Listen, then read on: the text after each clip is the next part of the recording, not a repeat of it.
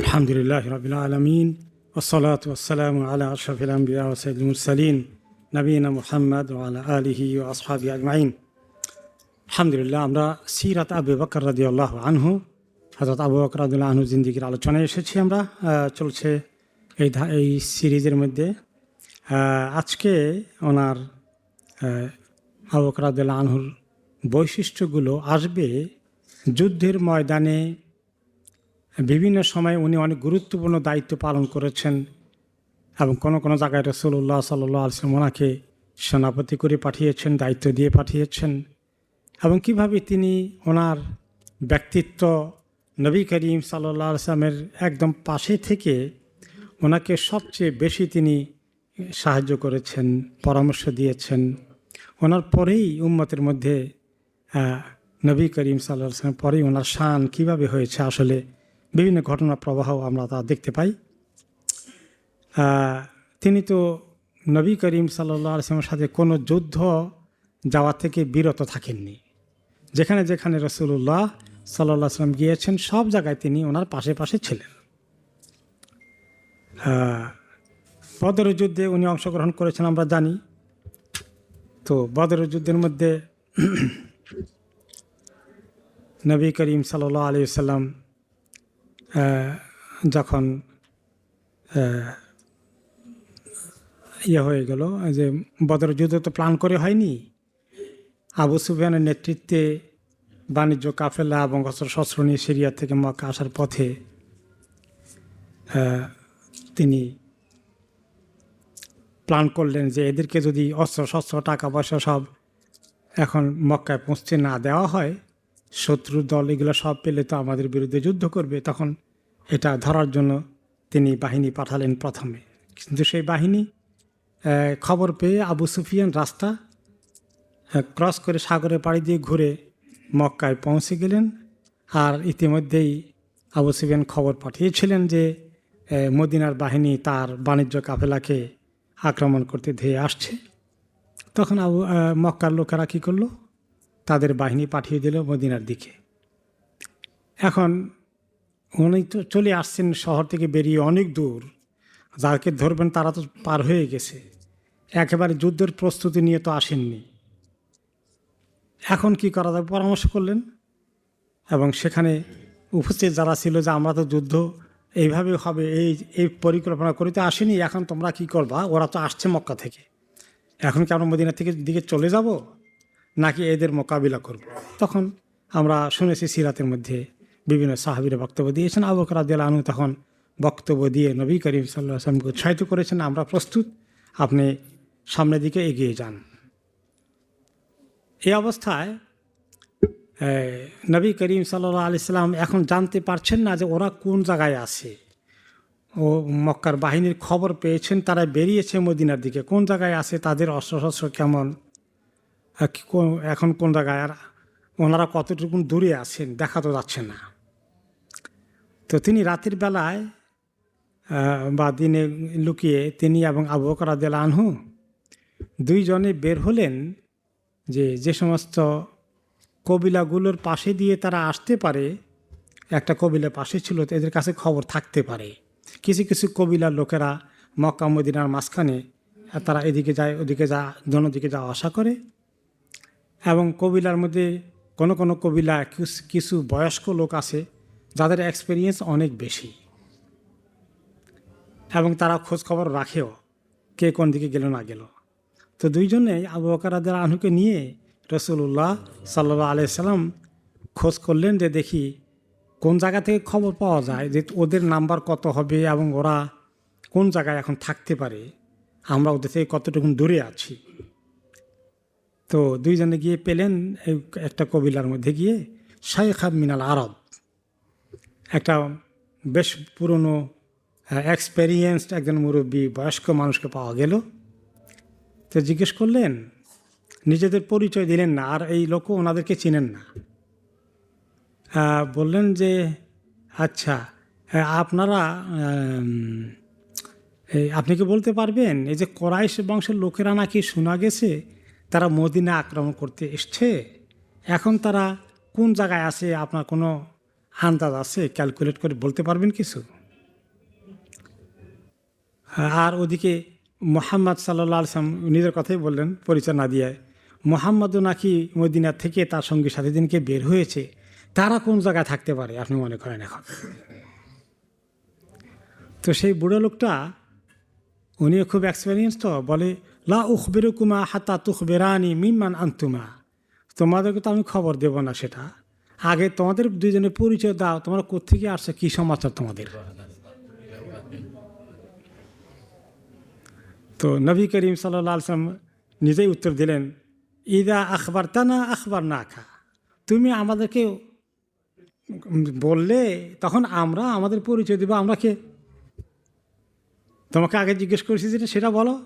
তাহলে ফাকাল আওয়াদাকা বেধাকা, আমি বলে দিলে তোমরা বলবা তো? হ্যাঁ, আপনি বললে আমরা বলবো। ওকে। তারপরে তিনি এখানে শেখ বলে, শেখ বলতে মানে কবিলার শেখ আর কি, কবিলার মুরব্বী বয়স্ক ব্যক্তি।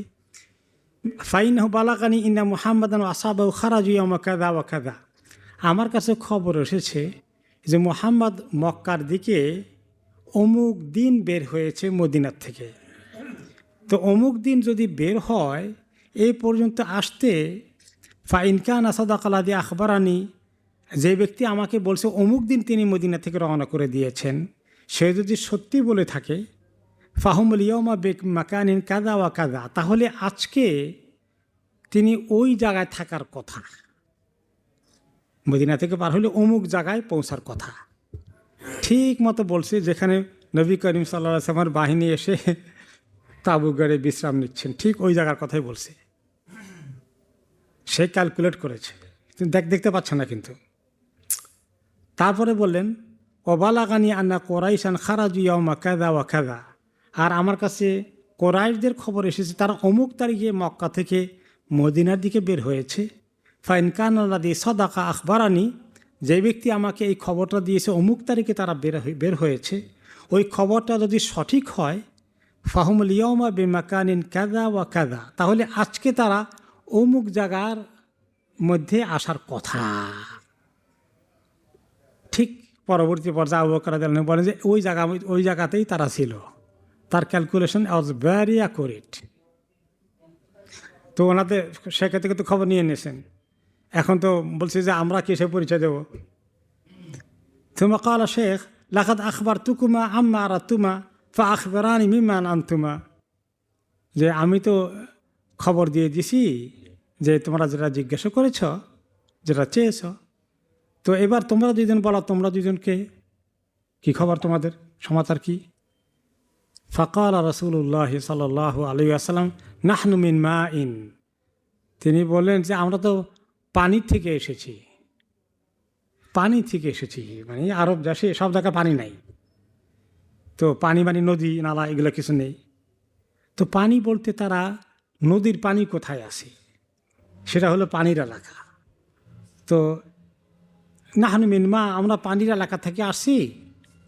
সুম্মান সারাফান নবী সাল্লাল্লাহু আলাইহি ওয়াসাল্লাম, মানে আমরা পানি থেকে এসেছি, পানি বলতে হয়তো পানির এলাকা বোঝানো হয়েছে। এই কথা বলেই নবী করিম সাল্লাল্লাহু আলাইহি ওয়াসাল্লাম কেটে পড়লেন, আর দ্বিতীয় কথা সেন্টেন্স বললেন না। তো শেখ তখন ওখানে অপেক্ষা করছেন, পানি থেকে এসেছে। একুল মিন মা, কোন পানি থেকে আসছো? আমিন মা ইল ইরাক, ইরাকের পানি থেকে আসছো।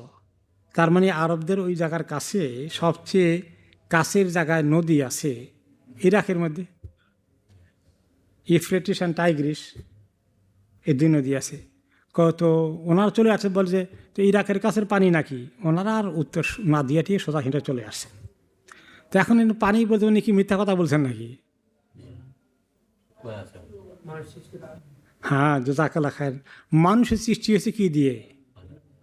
পানি দিয়ে। মিম্মা ইম্মাহিন, কোরআনে পাকে আল্লাহ তাআলা বলেছেন পানি থেকে আমাদের সৃষ্টি। তো উনি বুঝাইছেন কথা, এটাকে বলা হয় তাওরিয়া। তাওরিয়া অর্থ কি? যে আপনি মিথ্যা কথা বলবেন না, কিন্তু আপনি সঠিক উত্তর দেওয়াটা বিপদ। কিভাবে এড়াবেন? তা আপনি ইনডাইরেক্টলি একটা কথা বলবেন, মিথ্যা হবে না, এবং এটা বৃহত্তর একটা স্বার্থে। এখানে তো উম্মতের স্বার্থে, কারণ এই লোকের কাছে যদি কাফেরদের কেউ এসে জিজ্ঞাসা করে, বলবে যে তো ওনারা কেউ আচ্ছা, ওরা এদের পৌঁছে গেছে, তাহলে কোন দিকে আছে?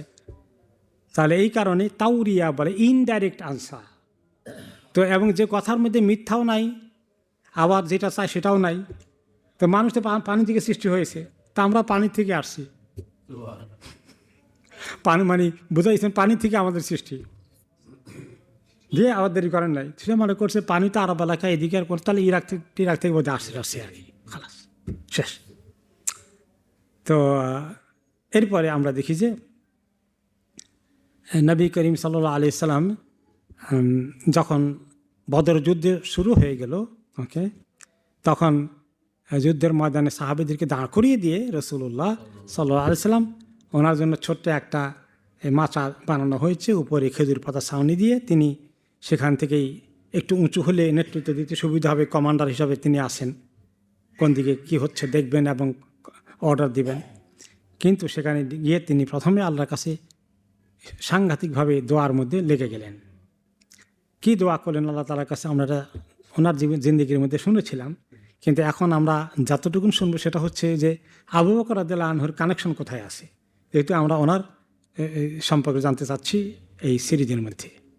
তো আবু বকর রাদিয়াল্লাহু আনহু শুনছেন নবী করিম সাল্লাল্লাহু আলাইহি ওয়াসাল্লাম দোয়ার মধ্যে এমন মনোযোগ দিচ্ছেন, আল্লাহর কাছে এমন আহাজারি করে ফরিয়াদ করছেন, আল্লাহ বা আনজিজ লিমা ওয়া আত্তানি, আল্লাহ যে আপনি আমাকে ওয়াদা করেছেন বিজয় দেবেন, আল্লাহ আপনি আমাকে সেই বিজয় দান করেন যে ওয়াদা করেছেন। ইন আল্লাহুম্মা ইন তুহলিকা হাযিহিল ইসাবা মিন আহলিল ইসলাম ফালা তুবাদু ফিল আরদি আবাদান। আল্লাহ এই যে ইসলামের কয়েকজন লোকগুলোকে আমি ধরে নিয়ে এসেছি, এরাই ইসলামের মেইন শক্তি, এদের উপরে ইসলামের ভিত্তি, আল্লাহ তাদেরকে দিয়ে তারা আমার নির্ভরযোগ্য সাহাবী, এরা যদি আজকে হালাক হয়ে যায় কাফেরদের হাতে, তাহলে আল্লাহ আপনার ইবাদত করবে কে? আপনি তো জমিনে ইবাদত করার মতো লোক আর আমরা খুঁজে পাবো না আপনার, কারণ এদের মাধ্যমে তো বাকি অন্য লোকেরা দিন ইসলামে আসবে। তো তিনি এত দোয়া করছেন, করতে করতে হাত উঠিয়ে এভাবে দোয়া করছেন, এভাবে আল্লাহর কাছে বলছেন যে ওনার গায়ে তো চাদর ছিল, ওনার তো গায়ে প্রায় সময় সময় চাদর থাকতো, জামা না, নিচে এক টুকরা চাদর লুঙ্গির মতো, আর উপরে আরেকটা চাদর জামার বিকল্প, যে এভাবে তিনি হাত তুলেছেন যে দোয়া করতে করতে করতে উপরের অংশ পড়ে গেছে। আবু বকর রাদিয়াল্লাহু আনহু পাশে আসেন, তিনি আবার ওনার কাঁধের মধ্যে এটাকে উঠিয়ে দিয়েছেন আর বলছেন রাসূলুল্লাহ সাল্লাল্লাহু আলাইহি ওয়াসাল্লাম এত কষ্ট করে দোয়া করছেন, আল্লাহর কাছে এমন কান্না করছেন, এমন ফরিয়াদ করছেন, তিনি ওনার দয়া এসেগুলো হারে আল্লাহ নবী সাল্লাল্লাহু আলাইহি ওয়াসাল্লাম কত কষ্ট হচ্ছে। তিনি বললেন ইয়া রাসূলুল্লাহ কাফাকা মুনাশাদাতুকুম রাব্বাক, আল্লাহ আপনি আল্লাহর কাছে যে দোয়া করেছেন আমার মনে হচ্ছে এই দোয়া যথেষ্ট হয়ে যাবে, আপনি আর কষ্ট করেন না।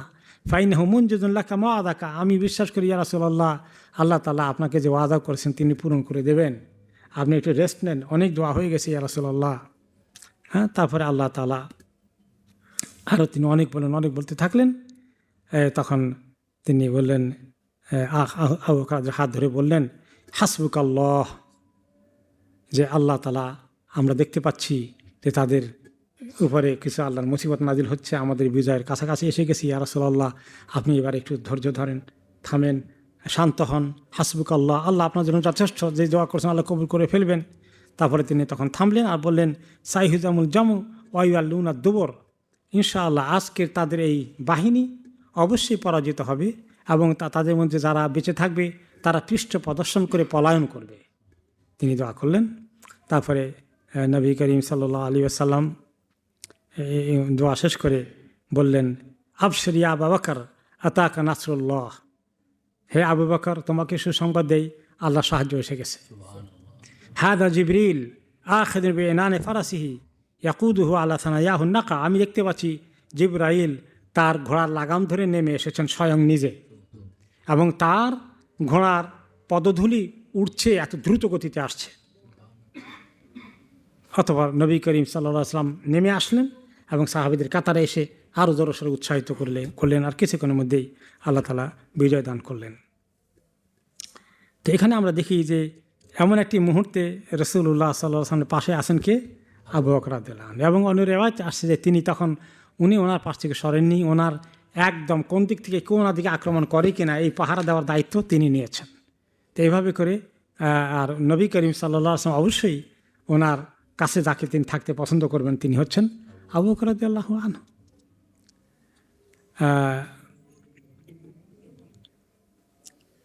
এই যুদ্ধের মধ্যে আবু বকর রাদিয়াল্লাহু আনহু পরে নিজেই যুদ্ধের মধ্যে যখন শরীক হলেন, শুধু ওনার সঙ্গে থাকেন না, পরে তিনি নেমে গেছেন। রাসূলুল্লাহ সাল্লাল্লাহু আলাইহি ওয়াসাল্লাম নিজে অংশগ্রহণ করেছেন, আবু বকর রাদিয়াল্লাহু আনহু নিজে অংশগ্রহণ করেছেন। পরবর্তী পর্যায়ে ওনার ছেলে তখন কিন্তু তার নাম ছিল আব্দুর রহমান ইবনে আবি বকর। আবু বকর রাদিয়াল্লাহু আনহু ছিল আব্দুর রহমান। তখন তিনি মুসলিম হননি, মক্কার কাফেরদের সঙ্গে রয়েছেন এবং তিনি কাফেরদের সঙ্গে যুদ্ধ করতে বদর যুদ্ধে আসেন। বাবা আবু বকর মুসলমানদের পক্ষে আর ছেলে আব্দুর রহমান কাফেরদের পক্ষে।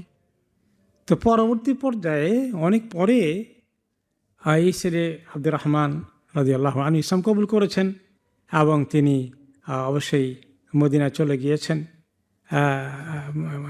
সেটা পরের কথা। তো যখন ইসলাম কবুল করলেন, করার পরে কথা হচ্ছিল বাবা পুত্র যে বাবা জানেন আমি যখন বদর যুদ্ধে এসেছিলাম কাফেরদের পক্ষে আর আপনি তো মদিনার মুসলমানদের পক্ষে, আমি কিন্তু একদম আপনাকে দেখে ফেলছি আমার সামনাসামনি, আমার হাতের মুঠে আপনি এসে গেছিলেন, আমি চাইলে আপনাকে শেষ করে ফেলতে পারতাম, আঘাত করতে পারতাম, কিন্তু আমি করি না, আমি সরে গেছি।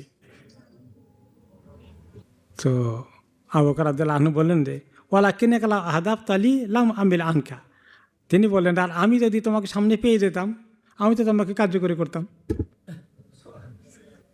কারণ এটা তো ইসলামের দায়িত্ব। তখন তো তিনি কাফের মোকাবিলা করছেন, তাই না? তিনি এখন ছেলেকে বাঁচাবেন, এটা কি ওনার ইমানের দাবি হবে? না। এখন তো তাহলে বুঝি যে সেই সময় তিনি কি পরিমাণ হিম্মত দেখিয়েছেন। এরপরে বদর যুদ্ধের আরেকটি ঘটনা ওনাকে নিয়ে, সেটা হচ্ছে নবী করিম সাল্লাল্লাহু আলাইহি ওয়াসাল্লাম তারা যুদ্ধবন্দী হয়ে গেলে দেখে কী করবেন? তাদেরকে মুক্তিপণ নিয়ে ছেড়ে দেবেন, না তাদেরকে যুদ্ধবন্দী তারা যেভাবে যে অপরাধ করেছে তার বিনিময়ে তাদেরকে হত্যা করবেন? কারণ তারা তো অনেক মুসলমানদেরকে শহীদ করেছে। তো তিনি পরামর্শ করছেন সাহাবীদের সঙ্গে, তোমরা পরামর্শ দাও, আমি কী করব? তো আবু বকর রাদিয়াল্লাহু আনহু বলেন, ইয়া রাসূলুল্লাহ কাউমুকা ওয়া আহলুকা ইস্তাবিকহুম ওয়াস্তাইনি বিহিম লাআল্লাল্লাহ আন ইয়াতুবা আলাইহিম।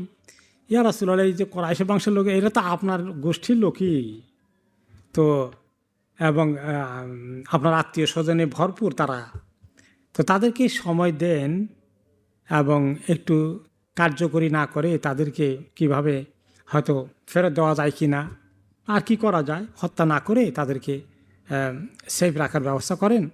হয়তো আশা করা যায় একদিন আল্লাহ তাআলা তাদেরকে তওবা করা নসিব করবেন, একদিন তারা দিনের মধ্যে প্রবেশ করতেও পারে, তা একটু সুযোগ দেওয়ার পক্ষে আমি তাদেরকে হত্যা করার পক্ষে নয়।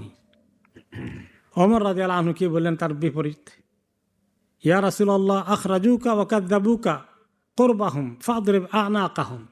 ইয়া রাসূলুল্লাহ, তারা আপনাকে আপনার দেশ ত্যাগে বাধ্য করলো, সাহাবীদেরকে এত কষ্ট দিল, এবং আপনার সঙ্গে তাদের যে আত্মীয়তার সম্পর্ক আছে, যেটার কথা আবু বকর রাদিয়াল্লাহু আনহু বললেন, ওরা থোড়াই কেয়ার করেছে আত্মীয়তার, আপনার নিজস্ব আত্মীয় স্বজন পর্যন্ত আপনার বিরুদ্ধে তারা এই আত্মীয়তার খেয়ালটাও করলো না, এগুলো সবগুলো কল্লা ফেলে দেন, কোনো কথা নাই। আব্দুল্লাহ ইবনে রাওয়াহা রাদিয়াল্লাহু আনহু আরেক সাহাবী, তিনি বললেন, ইয়া রাসূলুল্লাহ আনদির ওয়াদিয়ান কাসীরাল হাতাব। ইয়া রাসূলুল্লাহ, এক কাজ করেন, একদম অনেকগুলো লাকড়ি আনার ব্যবস্থা করেন, তারপরে ফাদখিলহুম ফিহি, একদম বড় লাকড়ির কুণ্ড, অগ্নিকুণ্ড বানিয়ে সবগুলোকে ওখানে জীবন্ত নিক্ষেপ করেন।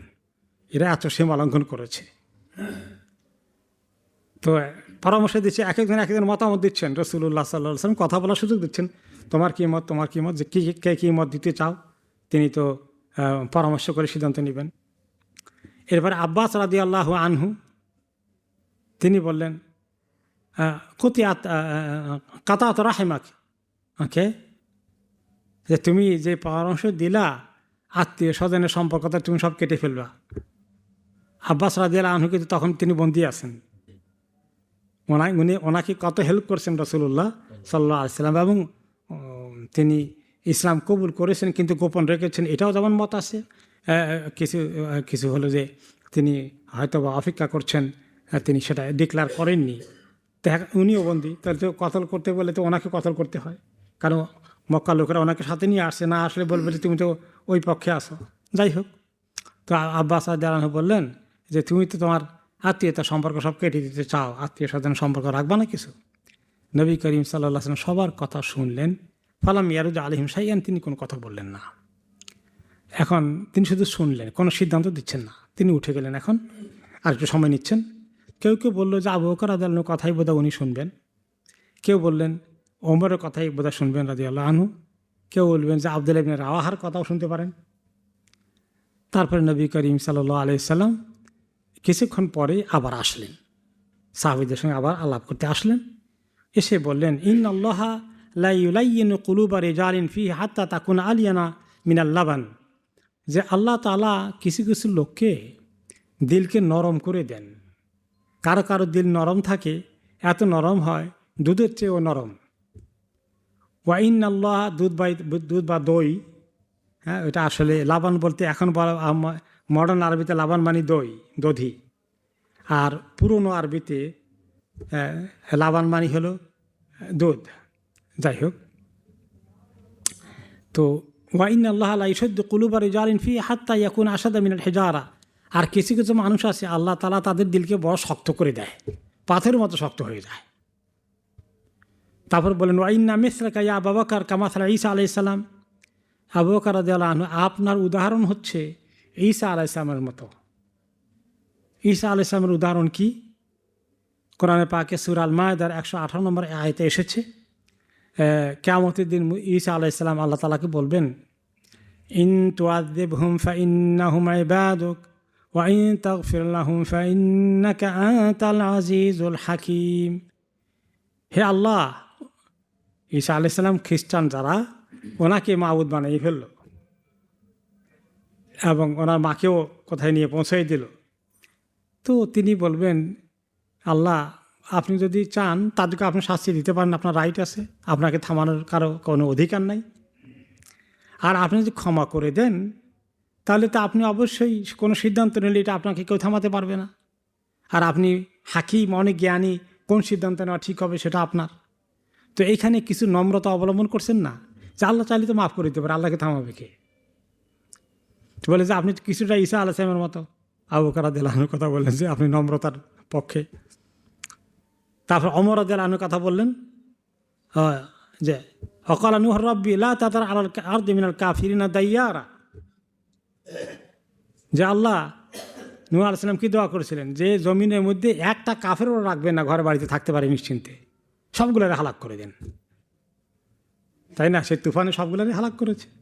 তো বলেন যে ওমর আপনি তো হচ্ছেন নূহ আলাইহিস সালামের মতো। তো দুইজনেরই, একজনের নম্রতার পদ্ধতি, আরেকজনের কড়া, কঠিন পদ্ধতির দিকে গিয়েছেন। দুইটারই এক্সাম্পল আছে, কোনোটাই নিন্দনীয় নয়। তারপরে আবার বললেন, ওয়াইন্না মিসলাকা কামাসালি মূসা ইয ক্বালা। ওমর রাদিয়াল্লাহু আনহুর ব্যাপারে আরও বললেন, এই যে ওমর আপনার এক্সাম্পল আরও আছে, সেটা হচ্ছে মূসা আলাইহিস সালামের মতো। আল্লাহ তাআলা কী বলেছিলেন, মূসা আলাইহিস সালাম কী বললেন? وقال موسى ربنا إنك آتيت فرعون وملأه زينة وأموالا في الحياة الدنيا, যে আল্লাহ আপনি, মূসা বলেন, হে আল্লাহ আপনি ফেরাউনকে এবং তার যারা সভাসদ মণ্ডল আছে, তার মন্ত্রী মিনিস্টার, তার অ্যাসিস্ট্যান্টগুলো আছে, সবগুলোকে আপনি দুনিয়ার এত আকর্ষণ, এত টাকা পয়সা, অর্থকড়ি সব কিছু সাজিয়ে দিয়েছেন। রব্বানা লিইউদিল্লু আন সাবিলিক, এগুলাকে সবগুলোকে ব্যবহার করতেছে তারা কি কাজে? আপনার রাস্তা থেকে লোকদেরকে গোমরাহের দিকে নিয়ে যেতে। রব্বানা আলা আমওয়ালিহিম ওয়াসদুদ আলা কুলুবিহিম, আল্লাহ তাদের মালকে আপনি একেবারে নিঃশেষ করে দেন, ধ্বংস করে দেন, আর তাদের অন্তরকে আপনি শক্ত করে দেন। ফালা ইউমিনু হাত্তা ইয়ারাউল আযাব আল আলিম, আর তারা যেন কঠিন আযাব না দেখা পর্যন্ত আর ঈমানই না আনে। তার মানে তাদের কপালে ঈমান আল্লাহ রাখবে না, এদের শাস্তি পাওয়ার অধিকার হয়ে গেছে। তাহলে এটাও ওমর রাদিয়াল্লাহু আনহুর সঙ্গে মিলেছে। তো এই দুটো এক্সাম্পল রাসূলুল্লাহ সাল্লাল্লাহু আলাইহি ওয়াসাল্লাম দিলেন। তো এইভাবেই শেষ পর্যন্ত তো আল্লাহ তাআলা আয়াত নাযিল করেছেন, এলাও করে দিয়েছেন, এবং যে তাদেরকে মুক্তিপণ নিয়ে নবী করিম সাল্লাল্লাহু আলাইহি ওয়াসাল্লামের সমস্ত পরামর্শ শুনে করলেন যে আমরা এক একটা থেকে মুক্তিপণ আদায় করি, কারণ মদিনায় আমাদের বাইতুল মালের অবস্থা খুব শোচনীয়। অনেক সাহাবীরা এখানে শেল্টার নিয়ে আসে, সামনে যুদ্ধ করতে হলে আমাদের অস্ত্রশস্ত্রের দরকার আছে, আমাদের তো কিছু নাই তার তুলনায়, আমাদের রাজকোষ শূন্য, কাজেই আমরা কিছু নিয়ে ছেড়ে দিই, সেটা তো আল্লাহ তাআলা এলাও করলেন, আলহামদুলিল্লাহ হয়ে গেল।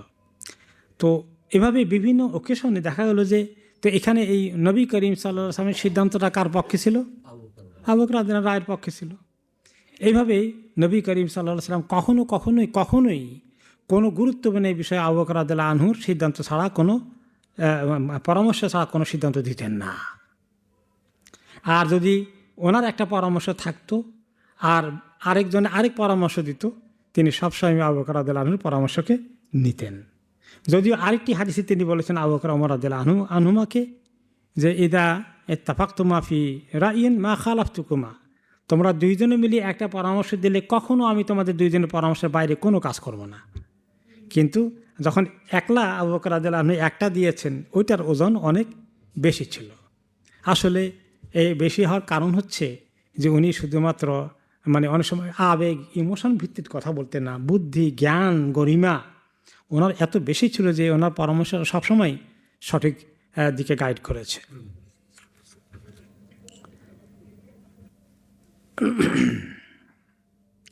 তারপরে আসে যে ওহদের যুদ্ধ আসলো। ওহদের যুদ্ধে যখন মুসলমানরা প্রথম দিকে বিজয় লাভ করছিল, তাই না? পরে যখন পেছন দিক থেকে যাদেরকে ডিউটি দেওয়া হয়েছিল একটা গুহার মুখে পাহারা দিতে বা গিরিপথ পাহারা দিতে, ওনারা সেটা 50 জন ওখানে ফেল করলেন একজন ছাড়া। তো সেখান দিয়ে যখন পেছন দিকতে আক্রমণ হয়ে গেল, হঠাৎ করে নবী করিম সাল্লাল্লাহু আলাইহি ওয়াসাল্লাম আক্রমণের শিকার হলে আহত হয়ে মৃত্যুপ্রায় হয়ে গেছেন। আল্লাহ তাআলা ওনাকে হেফাজত করেছেন, অনেক সাহাবী শহীদ হয়ে গেলেন। তারপরে কাফেররা মনে করলো বোধহয় শেষ, এখন আর নাই, মুহাম্মদ কতল করা হয়ে গেছে। তারা মনে করছে ওনাকে আঘাত করেছিল, যে আঘাতে তিনি নিশ্চিত মরে যাওয়ার কথা, তারা মনে করছে উনি মরেই গেছে। যখন ওনারা গুহার মধ্যে লুকিয়ে আছেন, তখন তারা ডাকছে যে মুহাম্মদ তুমি আসো নাকি, আবু বকর তুমি আসো নাকি, ওমর তুমি আসো নাকি। তো রাসূলুল্লাহ সাল্লাল্লাহু আলাইহি ওয়াসাল্লাম ইশারা করেছেন, কেউ জবাব দিও না। জবাব না পেয়ে তারা মনে করছে খালাস, ফিনিশ হয়ে গেছে, এরা মরে গেছে, আমাদের আর যুদ্ধ দরকার নেই। তখন তারা মোটামুটি প্ল্যান গোটাচ্ছে। আর এই সময় তারা প্ল্যান গুটিয়ে অনেক দূর চলেও গেল, যে আমাদের কাজ হয়ে গেছে, মিশন সাকসেসফুল, আর দরকার নেই, মুহাম্মদের কতল করে ফেলছে, আর কি চলে যাচ্ছিল। পরে রাসূলুল্লাহ সাল্লাল্লাহু আলাইহি সাল্লাম বলে দিয়েছিলেন, তখন ডেকে ডেকে বলতেছিল যে আমাদেরও রব আছে, আমরা এখনও আসি। এরপরে তিনি সবাইকে বললেন যে তোমরা সবাই আসো, ওদেরকে আমরা এইভাবে এখন বিজয়ের উল্লাসে ছেড়ে যেতে বলবো না, পিছন দিক থেকে আরেক দল রেডি হয়ে যাও, তারা যদি আবার পাল্টা আক্রমণ করে আমরা পাল্টা আক্রমণ করব, মোকাবিলা করব। সেটার জন্য বেশ কয়েকজন প্রায় 70 জন সাহাবী যারা আগে ছুটে গিয়েছিলেন, এদিক সেদিক দিকভ্রান্ত হয়ে গেছিলেন, পরে নবী করিম সাল্লাল্লাহু আলাইহি ওয়াসাল্লাম ডাক দেওয়ার পরে আবার জমায়েত হলেন 70 জনের মতো। এবং তখন নবী করিম সাল্লাল্লাহু আলাইহি ওয়াসাল্লাম অত্যন্ত আহত হয়ে আসেন। তিনি বললেন যদি তারা আসে মোকাবিলা করতে, তোমরা তাদেরকে দেখাও যে আমরা বেঁচে আছি, তারা আসলে ফাইট করবা, সেটার দায়িত্ব তিনি আবু বকর রাদিয়াল্লাহু আনহুর হাতে দিয়েছেন। উনি তখন অসুস্থ অবস্থায় ছিলেন যেহেতু। এরপরে আমরা দেখি যে নবী করিম সাল্লাল্লাহু আলাইহি ওয়াসাল্লাম গোনার আরও যে সমস্ত বিভিন্ন ঘটনায় তিনি অনেক রোল প্লে করেছেন, তার মধ্যে অন্যতম হচ্ছে হুদায়বিয়ার সন্ধিতে বাইয়েতের দোয়ান যেখানে হয়, হুদায়বিয়ার যে চুক্তি স্বাক্ষর হলো, হুদায়বিয়া ওনারা কেন গিয়েছিলেন মনে আছে? মক্কার দিকে যাওয়ার পথে কেন যাচ্ছিলেন মক্কায়? ওমরা করতে। তারা হুদায়বিয়া এলাকা এসে বাধা দিল যে না, তোমরা সামনের দিকে এগুলো যুদ্ধ হবে। তারপরে তিনি বলে যুদ্ধ করতে আসি নাই, আমরা ওমরা করবো। তারা বলে যে না, তা আমরা করতে দেব না। পরে ওসমান রাদিয়াল্লাহু আনহু মদিনায় গেলেন, মক্কায় গেলেন, আলাপ আলোচনা করতে ওনার আসতে দেরি হলো। যাই হোক, পরবর্তী পর্যায়ে তাদের প্রতিনিধি আসলো, হুদায়বিয়ার মধ্যে বসে মিটিং হলো, সন্ধির প্রস্তাব নিয়ে আসলো। সন্ধির প্রস্তাবের কিছু আলোচনায় আবু বকর রাদিয়াল্লাহু আনহুর কিছু রোল কথা আমরা এখন শুনব। তো সেখানে মক্কার কাফিরদের পক্ষ থেকে কুরাইশরা ছাড়াও তায়েফের অনেক বড় লিডার যে ছিল উরওয়া ইবনে মাসউদ আস-সাকাফি, তাকেও নিয়ে আসছিল। সেও খুব তায়েফের লোকেরা খুব দুর্ধর্ষ ছিল, জানেন তো, তায়েফের যুদ্ধের ইতিহাস আমরা সিরাতে পড়েছি। তারা খুব দুর্ধর্ষ পাহাড়ি জাতি, যুদ্ধের ব্যাপারে খুব পটু।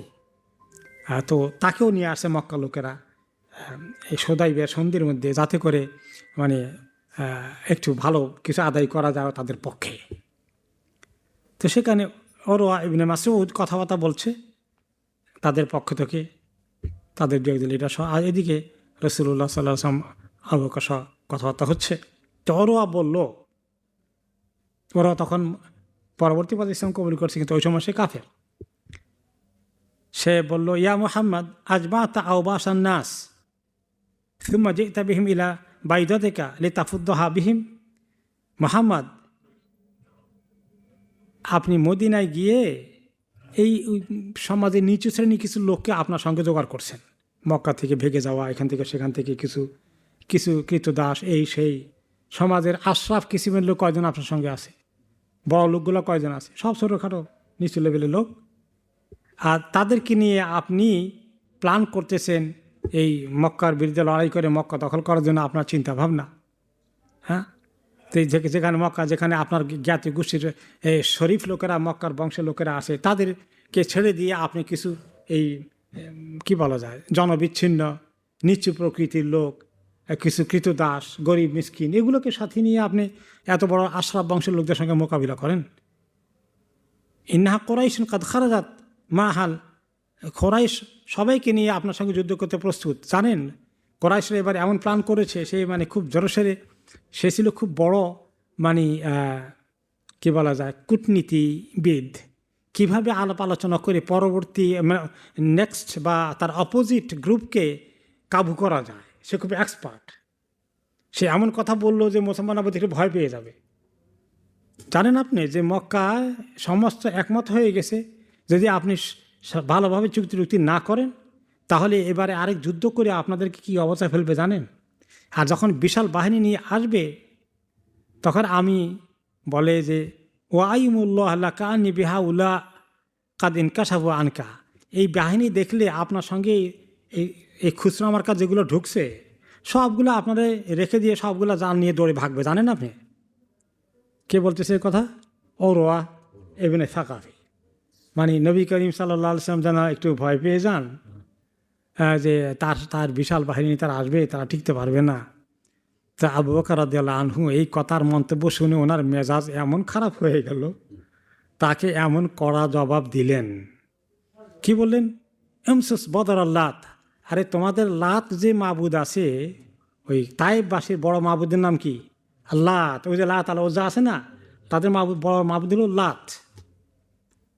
গজে তারা মাবুদ যখন বানায় তার সব কিছু অঙ্গ প্রত্যঙ্গ দেয়।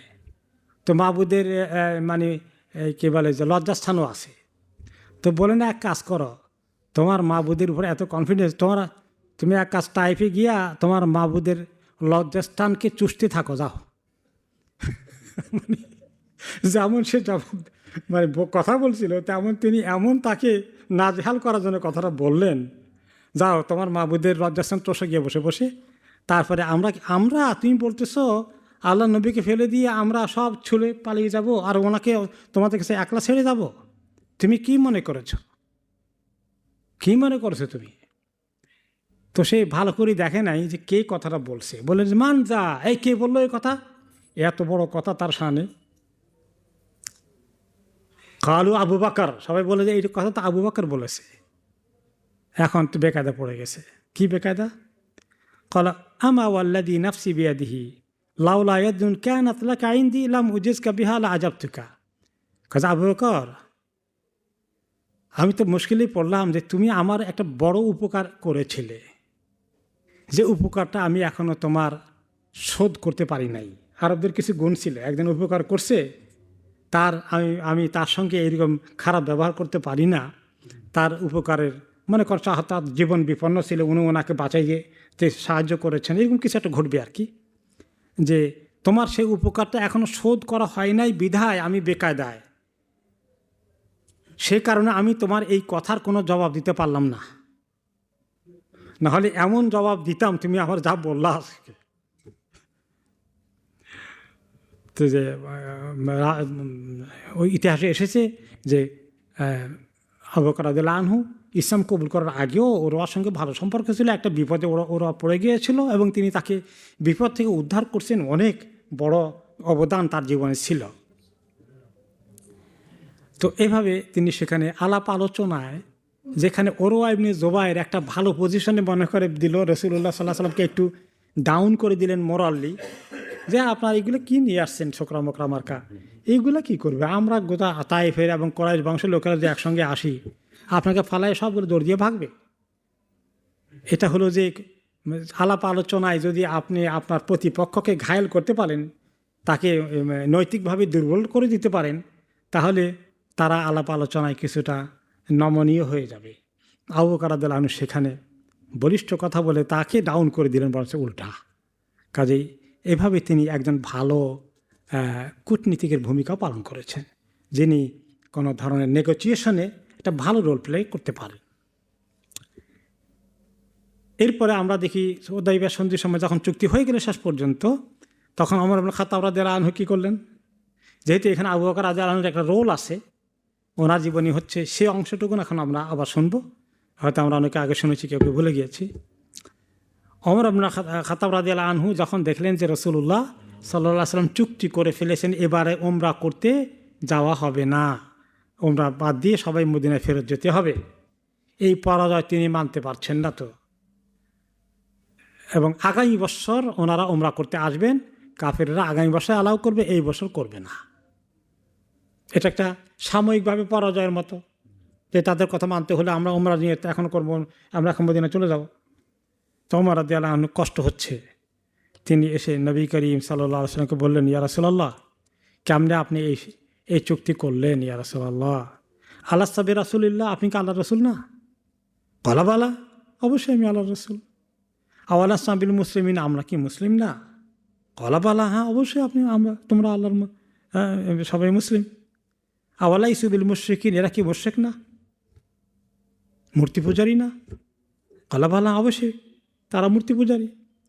কলা আলামা নতি দানিয়া ফি দিনিনা, তাহলে আমাদের এত এত ইজ্জতের দিন আল্লাহ তাআলা আমাদেরকে দিয়েছেন, সেই তাদের কাছে কেন আমরা আজকে ছোট হয়ে এই চুক্তি করলাম? ইয়া রাসূলুল্লাহ, আজকে এটা তো আমাদের এই অপমান হয়ে গেল।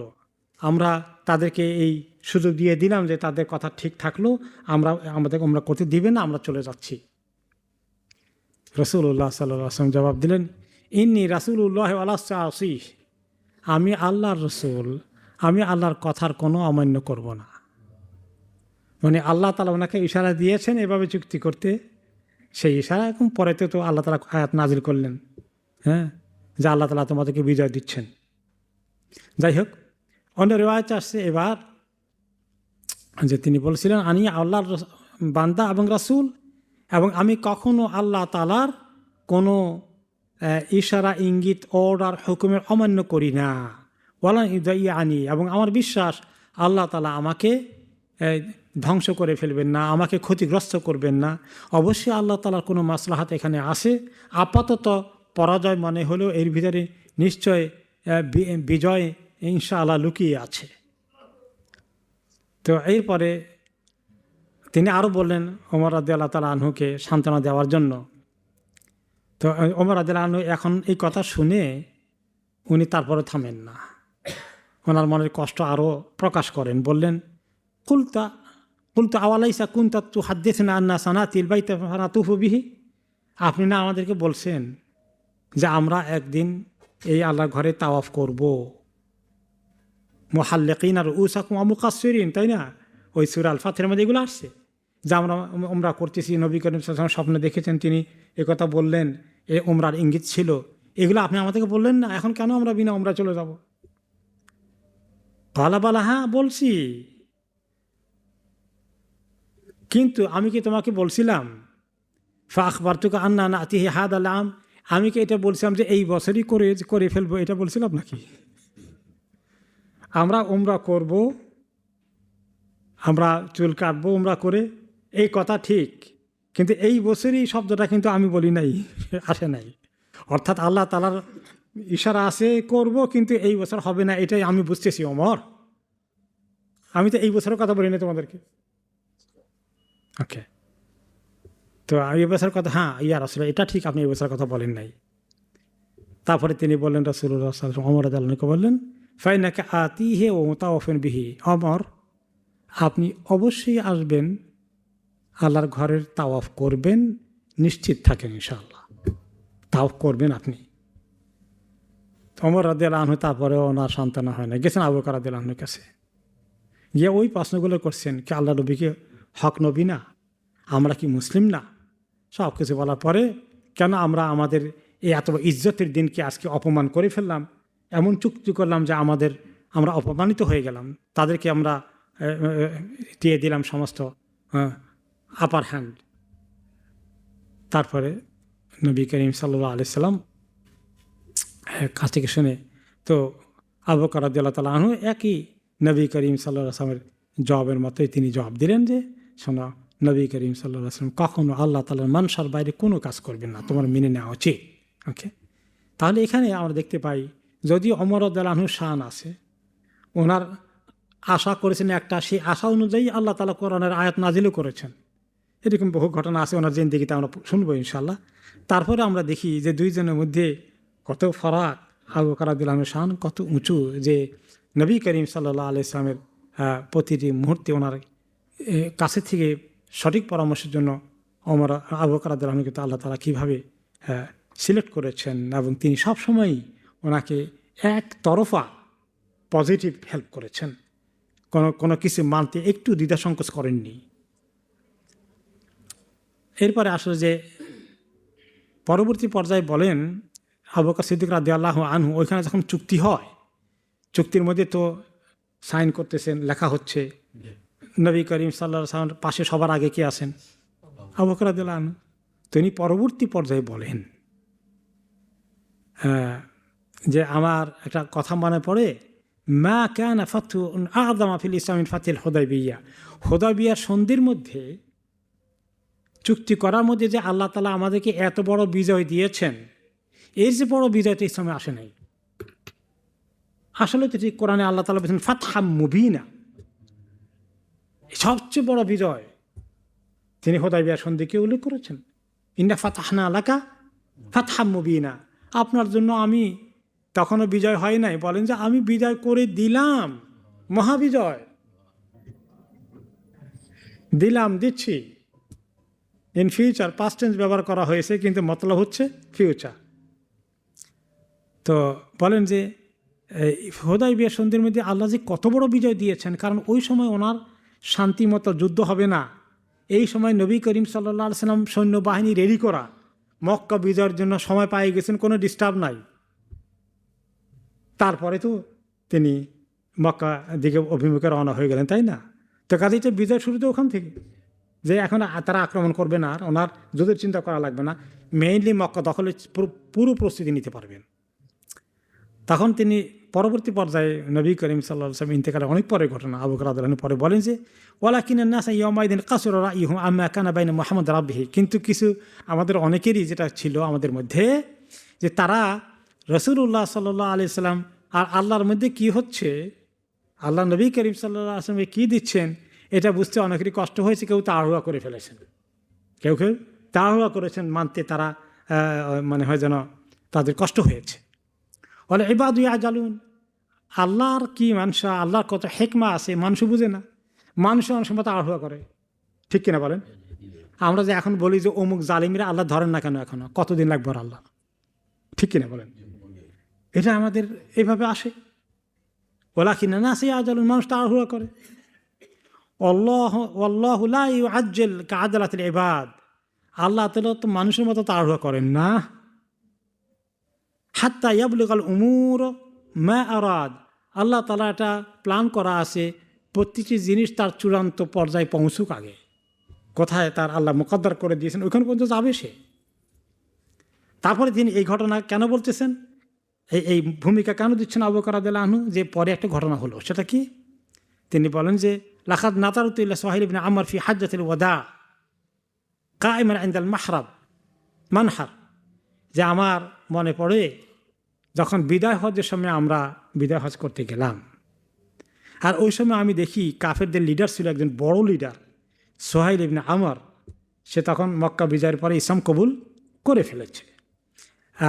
আর তাকে দেখি যে নবী করিম সাল্লাল্লাহু আলাইহি ওয়াসাল্লাম যখন কোরবানি করতেছেন, সে তখন ইসলাম তো কবুল করে ফেলেছে, এবং হজ সে করছে রাসূলুল্লাহ সাল্লাল্লাহু আলাইহি ওয়াসাল্লামের সাথে, এবং সে তার কোরবানির পশু এনে নবী করিম সাল্লাল্লাহু আলাইহি ওয়াসাল্লামকে বলতেছে, ইয়া রাসূলুল্লাহ, আমার কোরবানির পশুটা আপনি জবাই করে দেন। এই সোহাইলকে। তারপরে হলো যে আরও হয়েছে যে সে নবী করিম সাল্লাল্লাহু আলাইহি ওয়াসাল্লাম যখন ওনার চুল কাটার জন্য বললেন যে আমার ইহরাম খুলবো, আমার চুল কেটে দাও, চুলগুলা যখন শেভ করে দিল, চুলগুলা এই সোহাইল হাতে নিয়ে তার চোখের উপরে আপনি করে বুলালো নবী করিম সাল্লাল্লাহু আলাইহি ওয়াসাল্লাম চুলের বরকত নেওয়ার জন্য। ওনার চুল থেকে বরকত নেওয়া জায়েজ আছে, কিন্তু আমাদের জমানার বা ওনার পরে কোনো সাহাবীর চুল থেকে বরকত নেওয়া জায়েজ আছে? কোনো ওয়ালি আল্লাহ না, ওনার চুল থেকে।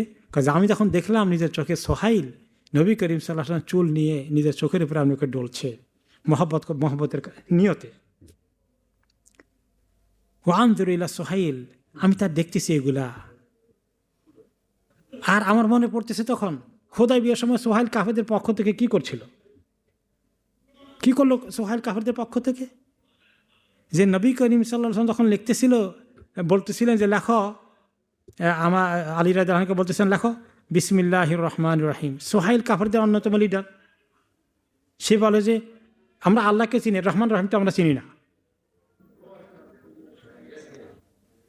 এই রহমান রহিম বাদ দেন, এটা বললে আমরা চুক্তি মানব না। হ্যাঁ, চুক্তির সাথে রাসূলুল্লাহ সাল্লাল্লাহু আলাইহি ওয়াসাল্লাম বলে যে দাও রহমান রহিম কাটি দাও, বিসমিল্লাহ আল্লাহর নামে শুধু। আচ্ছা, মুহাম্মদ রাসূলুল্লাহ, মুহাম্মদ আল্লাহ রসুল, এই কথা লেখো মুহাম্মদ রসুলের পক্ষ থেকে হচ্ছে। কাজে আপনি যে রসুল্লাহ হইতেন তাহলে আমরা আর কি জন্য আপনার বিরুদ্ধে যুদ্ধ করছি? আমরা এটা মানি নাই, এই জন্যই তো যুদ্ধ করলাম। সে মোহাম্মদ রসুল্লাহ ওনার নামে না হইয়া মোহাম্মদ ইবনে আবদুল্লাহ এটা লেখো, সে এটা দাবি করলো, আদায় করলো। রসুল্লাহ সাল্লাল্লাহু আলাইহি ওয়াসাল্লাম চুক্তির স্বার্থে বললেন কাটো রসুল্লাহ, কেটে দাও, আমি তো আল্লাহ রসুল, সে বলুক আর না বলুক, সে স্বীকার করুক আর না করুক, তুমি লেখো আর না লেখো, দাও চুক্তি হয়ে যাক, আমি চুক্তি করবো আজকে, আল্লাহর ইশারা আছে চুক্তি করতে হবে। সেই সোহাইল রসুল্লাহ কথা কাটাইলো, আল্লাহ নামের অংশ কাটালো। এখন সেই সোহাইল এখন মক্কা বিজয়ের পরে ইসলামে এমন কবুল করে রসুল্লাহ সাল্লাল্লাহু আলাইহি ওয়াসাল্লামের কাছে এসে বলে, ইয়া রাসূলুল্লাহ, মেহেরবানি করে আমার কোরবানিটা আপনার নিজের হাতে করেন। সুবহানাল্লাহ, ওনাকে এত সম্মান করলো, চুলগুলো নিয়ে তার চোখের উপরে রাখলো নিজের কাফারা আদায় করার জন্য, সম্ভবত যে ওনার সামনে কত বেয়াদবি করেছি। আবু বকর রাদিয়াল্লাহু আনহু বলেন, ফাহামিদুল্লাহ আল্লাযী হাদাহুল ইসলাম, আমি তার এই তামসা দেখে আমি আল্লাহ এত শুকর আদায় করলাম যে আল্লাহ তাকে আপনি ইসলামের জন্য হেদায়েত দিয়েছেন। এই লোকগুলো যদি বদর যুদ্ধে তাদেরকে হত্যা করা হতো তাহলে তারা ইসলাম কবুল করতে পারতো? তাহলে আবু বকর রাদিয়াল্লাহু আনহু যে পরামর্শ দিয়েছিলেন মনে আছে তো? তাহলে উনি কত বিচক্ষণ, আল্লাহ তাআলা ওনাকে কীভাবে গাইড করেছেন। ঠিক রাসূলুল্লাহ সাল্লাল্লাহু আলাইহি ওয়াসাল্লাম পরে ওনার অবস্থানটা যে উম্মতের মধ্যে সবার আগে, এইগুলা সবগুলোই তার প্রমাণ। তো এইভাবে তিনি আকলের দিক থেকে, মতামত দেওয়ার দিক থেকে, ঠান্ডা মস্তিষ্কে সুপরামর্শ দেওয়া নবী করিম সাল্লাল্লাহু আলাইহি ওয়াসাল্লামকে, সুবহানাল্লাহ, ওনার অবদান মানে কারো সঙ্গে তুলনা হয় না। খাইবারের যুদ্ধে ওনার অবদান কী ছিল? খাইবারের যুদ্ধে নবী করিম সাল্লাল্লাহু আলাইহি ওয়াসাল্লাম প্রথমতে তিনি কী করলেন, প্রথম লিডার বানালেন আবু বকর রাদিয়াল্লাহু আনহুকে, তাদের সঙ্গে গিয়ে একদম সম্মুখ সমরে থাকতে নবী করিম সাল্লাল্লাহু আলাইহি ওয়াসাল্লাম পিছন থেকে গাইড করছেন। অতবার তিনি অনেকক্ষণ যুদ্ধ করে ফেরত আসলেন, এখনও বিজয় হয়নি। তারপরে আবার ওমর রাদিয়াল্লাহু আনহুকে পরের দিন লিডার দিয়ে দায়িত্ব কমান্ডারশিপ দিয়ে পাঠালেন, তিনি আসেনি, বিজয় হলো না। তারপরে তিনি বললেন যে আগামীকাল এমন একটি লোককে দায়িত্ব দেব যে ব্যক্তি আল্লাহ এবং তার রাসূলকে খুব মহব্বত করে। আর সকালে অবশ্যই আলী রাদিয়াল্লাহু আনহু সে দায়িত্ব পেলেন। এরপরে বিজয় হয়ে গেল। বিজয় হওয়ার পরে সেখানে কিছু কিছু সাহাবী বলল, ইয়া রাসূলুল্লাহ, ওদেরকে আর একটু কষ্ট দেওয়ার জন্য, তারা যে কষ্ট করে তাদের এই খেজুর বাগান গড়ে তুলছে, এগুলাকে কিছু কেটে ফেলেন। কোনো কোনো সাহাবী পরামর্শ দিল যে তারা যে দুশ্মনী করেছে আপনার এই এতটি বছর মদিনা থেকে থেকে, এদের এই খেজুর বাগানগুলো কাটেন। তখন অনেক কিছু খেজুর বাগান কেটে ফেলা হলো। তখন আবু বকর রাদিয়াল্লাহু তাআলা আনহু ধরে আসেন, ইয়া রাসূলুল্লাহ, আপনাকে যে পরামর্শ দিয়েছে তার তুলনায় আমি মনে করি খেজুর গাছগুলো থাকলে এগুলো তো আমাদেরই গনিমতের মাল হয়ে যাবে, এগুলো তো মুসলমানদেরই ফায়দা হবে। তো রাসূলুল্লাহ সাল্লাল্লাহু আলাইহি সাল্লাম বললেন যে থামো, আর কেটো না। তো এই যে একটা পরামর্শ তিনি দিলেন, সুবহানাল্লাহ, প্রতিটি পরামর্শ ওনার মাশাআল্লাহ অনেক প্রমাণ করে যে তিনি কত বিজ্ঞ এবং কত জ্ঞান আল্লাহ তাআলা ওনাকে দান করেছেন। রাফি ইবনে আমর আত্তাই বলেন রাদিয়াল্লাহু আনহু যে নবী করিম সাল্লাল্লাহু আলাইহি ওয়াসাল্লাম আমর ইবনে আস রাদিয়াল্লাহু আনহুকে একটি বাহিনী নেতৃত্ব দিয়ে দাতুস সালাসের যুদ্ধে পাঠালেন। সেই বাহিনীর মধ্যে আবু বকর রাদিয়াল্লাহু আনহু ছিলেন, কিন্তু রাফি ইবনে আমরকে এখানে কমান্ডার করা হয়েছে। আচ্ছা, আমর ইবনে আস রাদিয়াল্লাহু আনহুকে কমান্ডার করা হয়েছে, ওনার আন্ডারে আবু বকর রাদিয়াল্লাহু আনহু আছেন। এরপরে আরও বেশ কিছু সিনিয়র সাহাবী আছেন। এরপরে ওনারা যখন তাদের এলাকায় পৌঁছে গেলেন, জাবাল তয়দের এলাকায় একটা পাহাড় আছে, ওই তয় পাহাড়ের পাশে যারা বসবাস করে এরা হলো ওই তয় কবিলার লোকজন।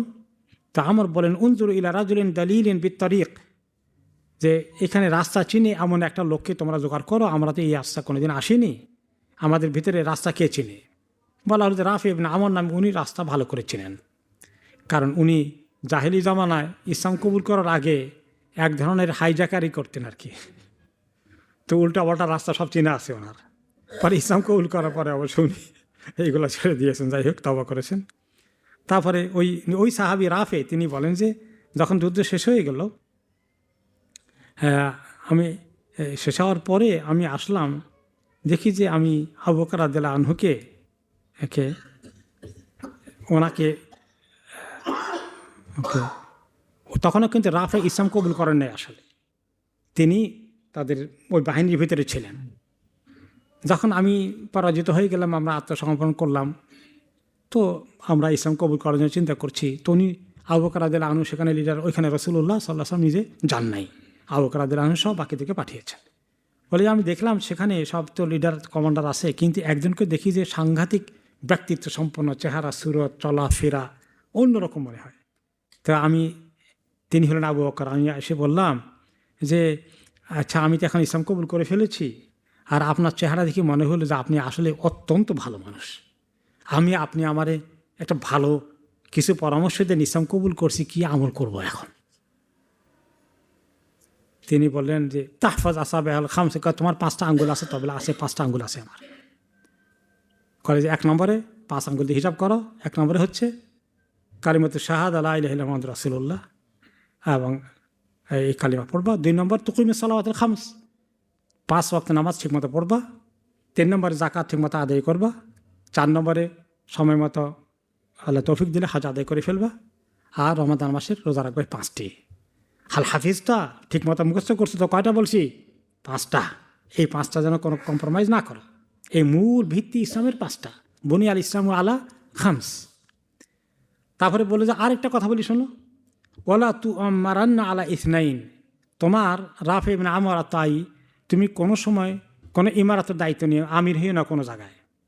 তোমাকে কেউ আমিরের দায়িত্ব অফার করলে দায়িত্ব নিও না।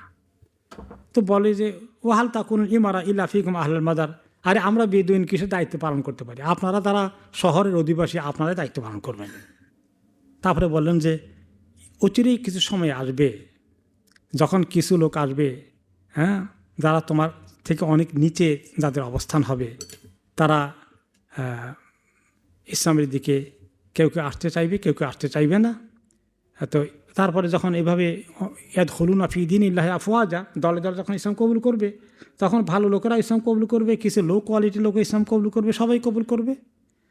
তবে একটা কথা বলে দেই, ইন্না রাজুলা ইদা কানা আমিরান, যদি কেউ আমির হয় কোনো সময়, দায়িত্ব পায়, তাহলে সে যেন কখনো কারো প্রতি জুলুম না করে।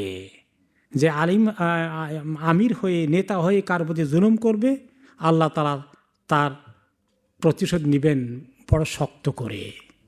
এখানে তিনি নসিহত করলেন। তাহলে আবু বকর রাদিয়াল্লাহু আনহু তিনি তারপর তাকে বলছেন যে তুমি ইমারত চাইও না। তাহলে কয়েকটা জিনিসের হাদিসের মধ্যে তিনি বললেন আবু বকর রাদিয়াল্লাহু আনহুর ঘটনার মধ্যে। 1 নম্বর হলো যে ইবাদতের গুরুত্ব, ইসলামের মূল স্তম্ভগুলো। 2 নম্বর হচ্ছে লিডারশিপের, নেতৃত্বের পদের লোভী না হওয়া। 3 নম্বর হলো জুলুম না করা। এরপরে আমরা দেখি যে নবী করিম সাল্লাল্লাহু আলাইহি ওয়াসাল্লাম আবু বকর রাদিয়াল্লাহু আনহুকে যে দায়িত্ব দিয়েছেন, তিনি অত্যন্ত প্রজ্ঞার সাথে সবসময় এই দায়িত্ব পালনে সক্ষম ছিলেন। ইনশাআল্লাহ আমরা এখানে শেষ করবো। ইনশাআল্লাহ আগামী সপ্তাহে আমাদের মক্কা বিজয়, ওনার রোলটার ব্যাপারে আলোচনা হবে, সেখান থেকে শুরু হবে ইনশাআল্লাহ। বারাকাল্লাহু ফীকুম, সুবহানাকাল্লাহুম্মা ওয়া বিহামদিকা, আশহাদু আল্লা ইলাহা ইল্লা আনতা আস্তাগফিরুকা ওয়া আতুবু ইলাইক।